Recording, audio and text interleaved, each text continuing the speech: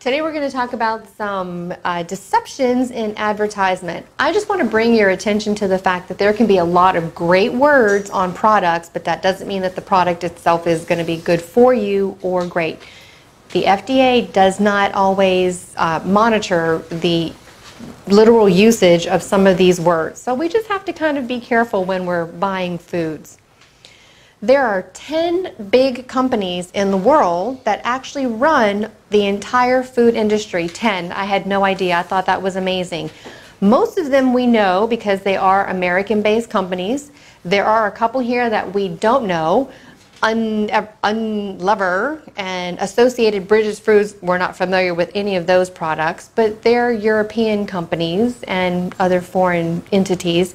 But we know Nestle, PepsiCo, Coca-Cola, Danone, General Mills, Kellogg's, Mars. Those we're very familiar with, and they run the entire food industry. These are the products that they actually have. Now, I know that that's really very small, but for example, Mars is M&M's, Mendelo's is Nabisco. So even though they're foreign companies, we recognize a lot of the local brands that we have from these companies. Each company employs thousands of people, and they have millions, billions of dollars in revenue every year. So they're in business to make money. And right now, the easiest way for them to entice you is to make sure that your taste buds are happy. And the very best way to make sure your taste buds are happy are sugar and salt. Those are going to be the ingredients that they're going to use in bulk in order to make sure that those taste buds are maximally satisfied when you're eating their products. Advertisement is meant to have you buy their products. The U.S. food system is the second largest advertiser in the American economy, second only to the automobile industry. I thought that was kind of fascinating. So car people spend more money trying to get you to buy their car, but the food industry is right behind them trying to get you to buy their foods. Food captures 12.5% of consumer dollars spent. Sugary foods are especially advertised to children. 25% of the advertisement is actually directed specifically at children. So you have all the cartoon characters, you have all the fun things, you have the toys that they're enticing these kids to say, "Mom, I want." The kids have no idea what they're eating. That's why when we have a nutrition response testing mom wanting her child, they have to come in as a package. Mom has to understand how important it is that these food industry people are really spending a lot of dollars trying to get their kiddos to like foods. And if mom doesn't understand why we're not eating them, why we're taking supplements, why we're doing food logs, then the kiddo really doesn't understand why is mom and dad eating these things and I can't eat these things anymore. By putting the whole family on a program, but especially mom, because she's usually the biggest food buyer in the house, then we can help the whole family. Because if mom's not buying it, dad's not eating it, and the kiddos aren't eating it. Women are targeted as a gender-based message. We girls all grew up thinking that we were the head of the household as far as making food for our families, and so if they can help us to make food fast and quick, then that helps us to sustain we're the homemakers. African American audiences and poor audiences. So the lower income people are also targeted when it comes to foods. Deception in food labels. So what does it mean when they say whole foods, fat-free, healthy, natural, real fruit? Well, here we go. If you've ever been to the grocery store, and we all have been, and you've been confused, you're not alone. 59% of American consumers say when they go to the grocery store, they have no idea what they're buying. They don't know what one product is over the other, and they don't know if they're picking a better product over another product if they're trying to compare two products. So that's what we're going to kind of break through here. All natural. That's a catchphrase. We see that on a lot of things, but the FDA does not define what the words all natural mean. That being said, the marketing can use all natural on anything that is not synthetic. And by synthetic, we're talking about chemically based. We at one point had talked about natural flavorings, and we have a joke in our family. Beaver gland extract is a real natural flavoring. I don't want that in my food. That's not a natural flavoring I want in mine. Artificial flavorings like vanilla flavorings, maple flavorings, they are not coming from a vanilla bean or a maple tree. They're coming from a chemical concoction to make your taste buds believe that you're eating the real product. They're a cheaper alternative to the real product because vanilla beans and maple syrup are very expensive. Buy the better product, definitely. You don't really want a chemical concoction. Remember what I tell everybody. Whenever we're eating chemicals instead of the real thing, our body has to do something with that. If you're eating a real food, your body's going to break that down into its vitamins, minerals, amino acids, fatty acids, and digestive enzymes.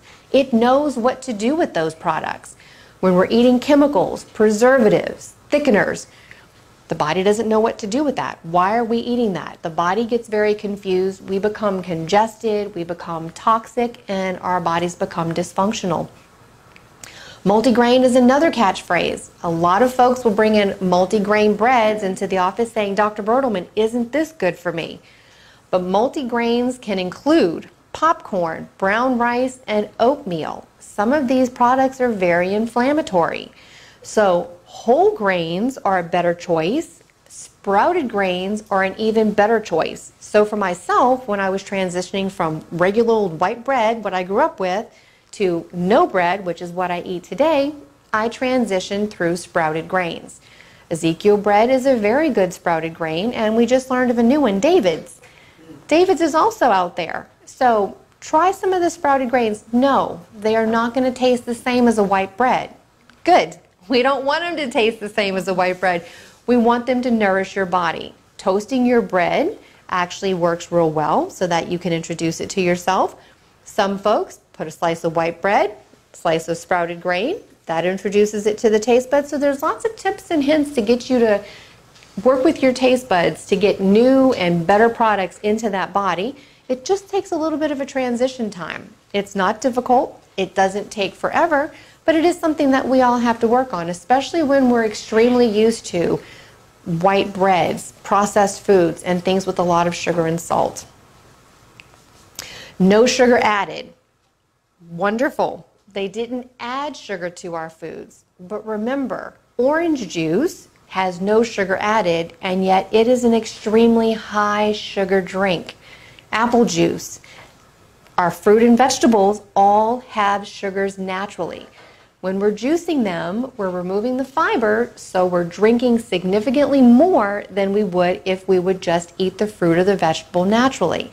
So no sugar added doesn't mean that it's better for you, so we have to just be very careful. If we are going to be drinking juices, drinking the lower glycemic juices, we talked about that today. A carrot juice would be better than an orange juice or an apple juice, for example. And we're going to limit ourselves to 1 or 2 ounces. Not 4 to 6, 8, 10, 12 ounces. That is extreme. Sugar-free. Sugar-free does not mean that it has less calories. Remember, sugar-free and in the coming slides, fat-free mean that they have to fill it with something else to make your taste buds happy. If we're eating something that's sugar-free, we're eating cardboard. We don't want to eat cardboard. There's no much fun in eating cardboard, so they have to put in chemicals and other things into our foods to make us want to eat those things that say that they're sugar-free.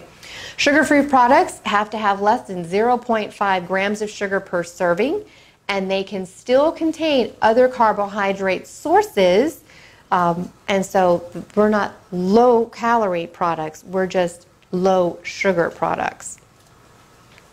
Zero trans fat. Remember, trans fats are those bad fats. They're the ones that are going to cause our heart to have that clotted cholesterol, excuse me. And so trans fats are those things that we're staying away from. Our hydrogenated fats, fats that they use at like McDonald's to process their French fries, those types of things are high in trans fats. we try to avoid those things in general. Hydrogenated oils and shortenings, again, are also trans fats. So we just want to look at our products.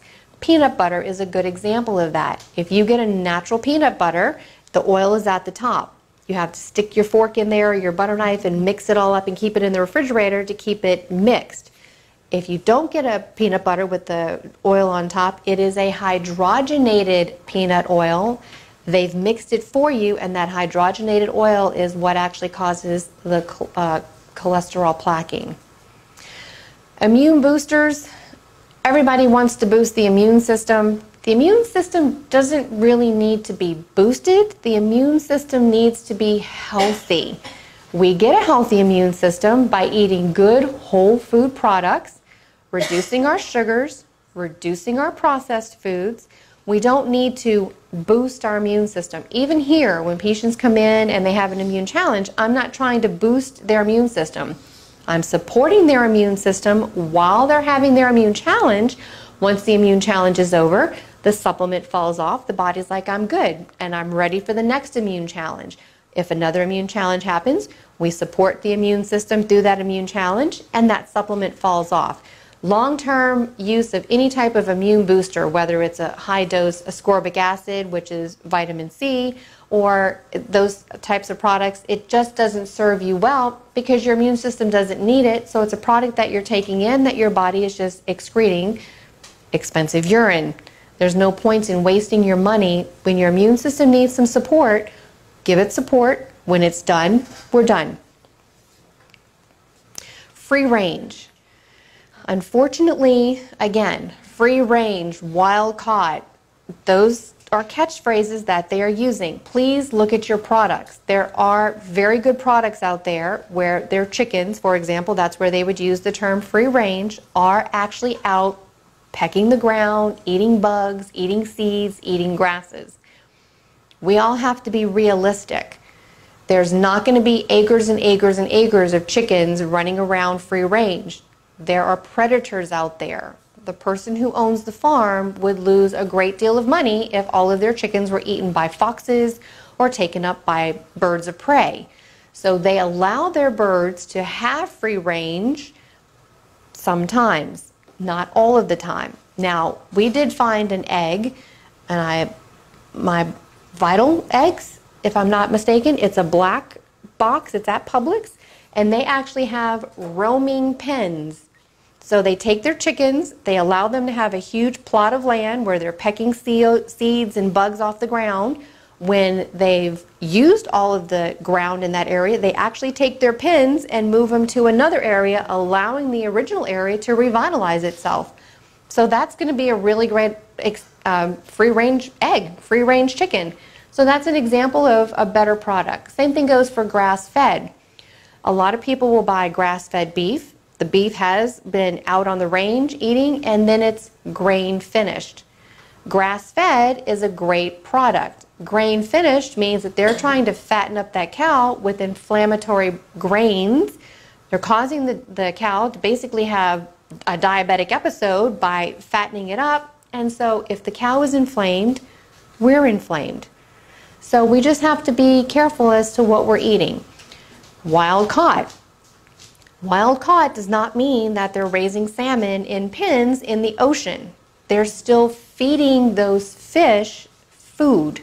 So the fish growing in those pens in the ocean are not wild caught. Wild caught means that a farmer is, a fisherman is going out there and they're skimming with the nets and they're picking fish up in the wild, not the ones that are in the pens. Fat-free, we've kind of touched on fat-free. Fat-free anything really does honestly taste awful. We've all tried fat-free stuff. Fat-free salad dressing, fat-free oils, it's pretty awful. They have to, fat-free sour cream comes to mind as well.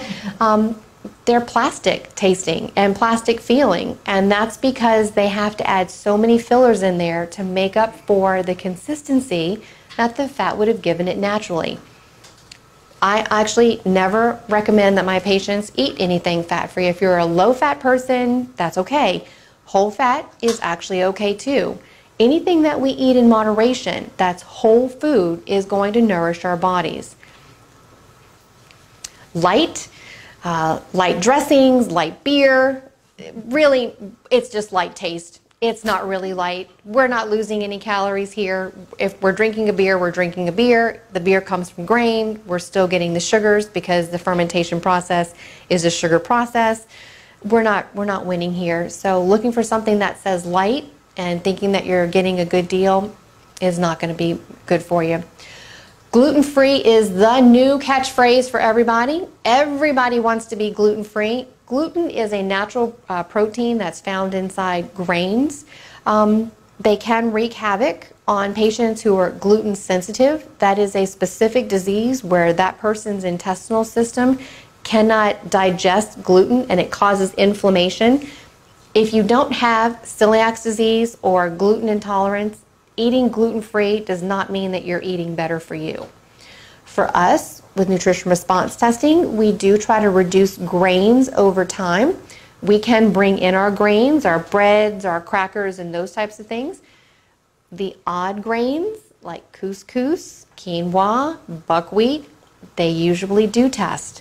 The whole wheat, the white breads, the semolina pastas normally don't test. And it's because of the way that they're processed.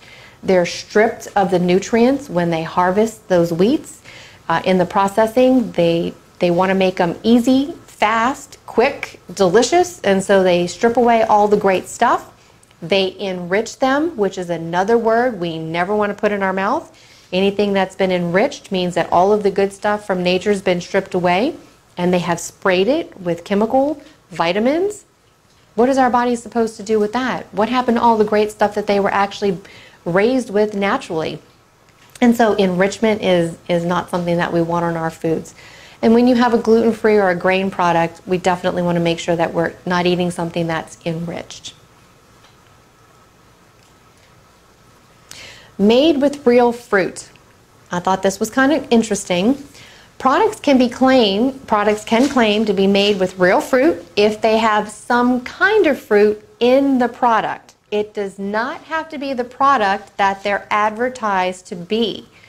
In this particular case, they had a strawberry flavored fruit roll-up that had pears, but not a single strawberry. There was actually a class action lawsuit because moms were like, wait a minute, you're saying that this is strawberry fruit roll-ups and it contains no strawberries. So again, we're eating real food here. If it's trying to hide it with a flavoring, we're not actually serving our body very well if what we're getting from the strawberry is a strawberry flavor.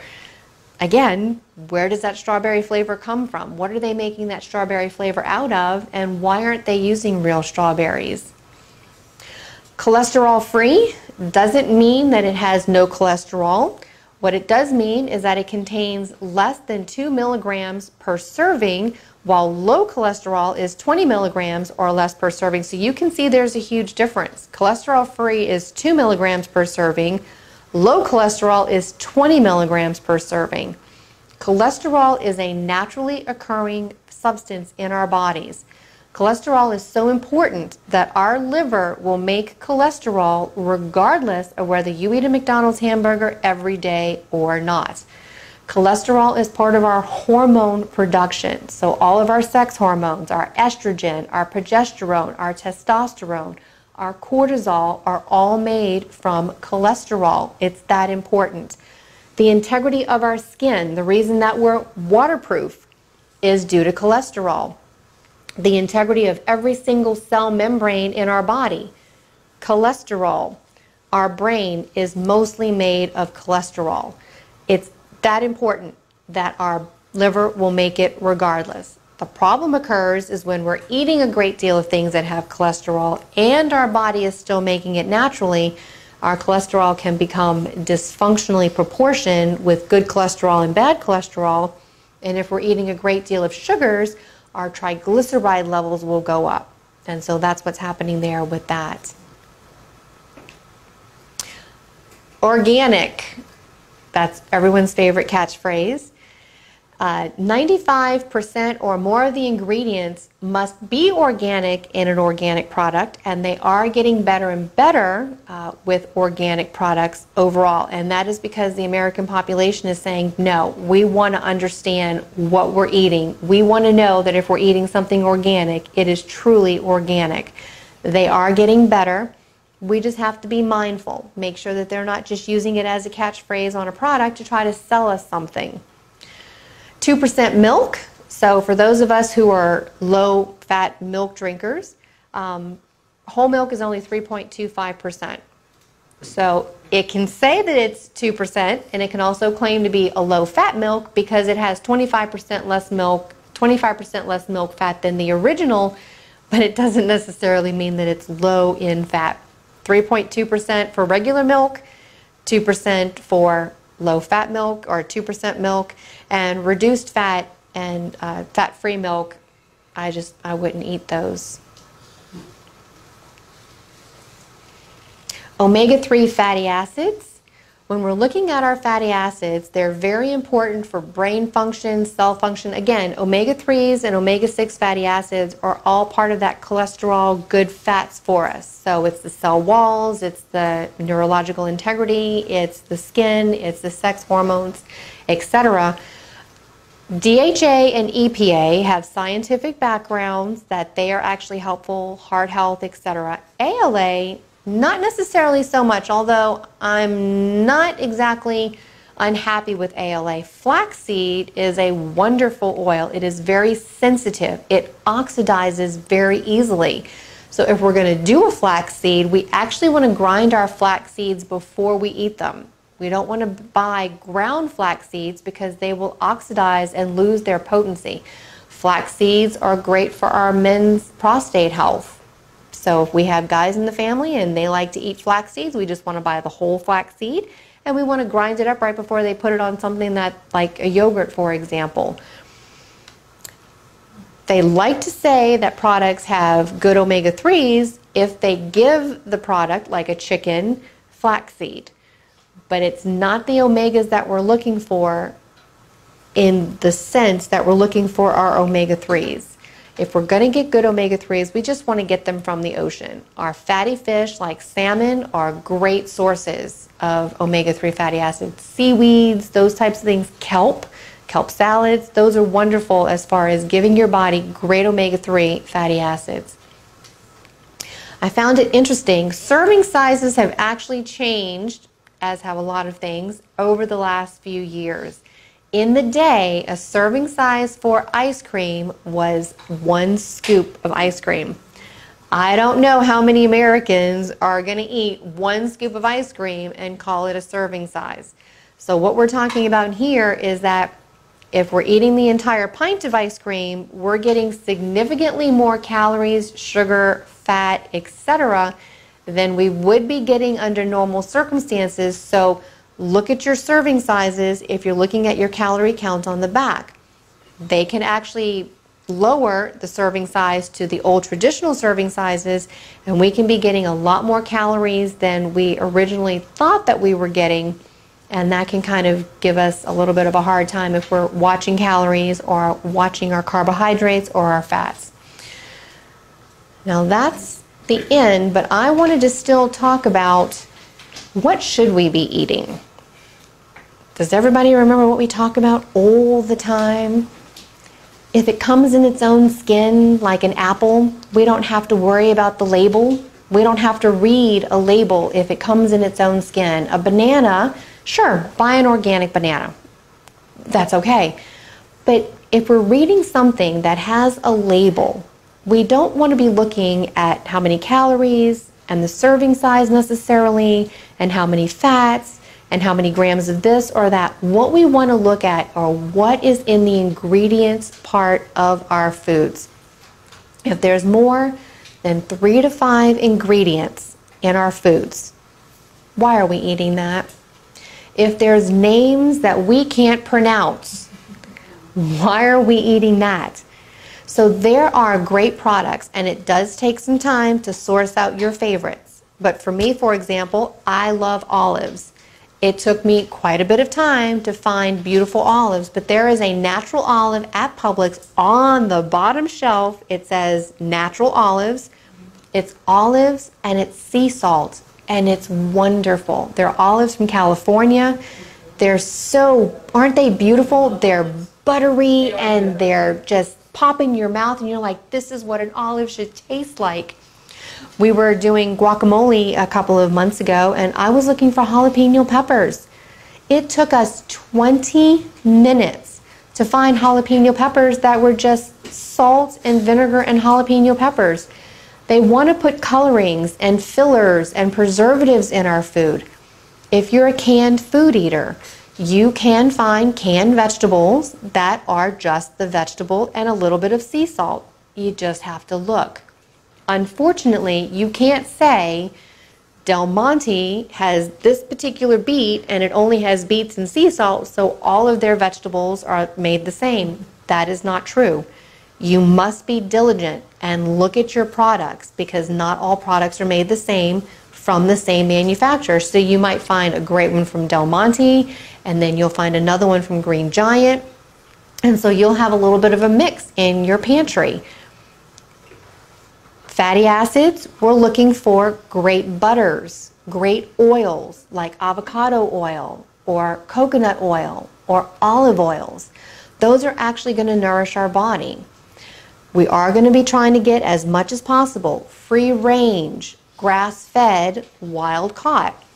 You'll see that at Publix. They'll have salmon, and if they haven't had salmon, they'll have that pink, anemic looking salmon for a long time, and you're like, okay. And you'll kind of pass by it, and then all of a sudden they'll have this huge sign that says wild caught salmon from Alaska or wild caught salmon from Norway. That's when you want to be buying your salmon. That's when they were supposed to be harvested, and they were harvested, and they were brought to our grocery store, and that's the time to buy those things. There were a couple of us here who wanted the grass-fed beef that I eat. Amazingly enough, I love his paw on her foot. That's adorable.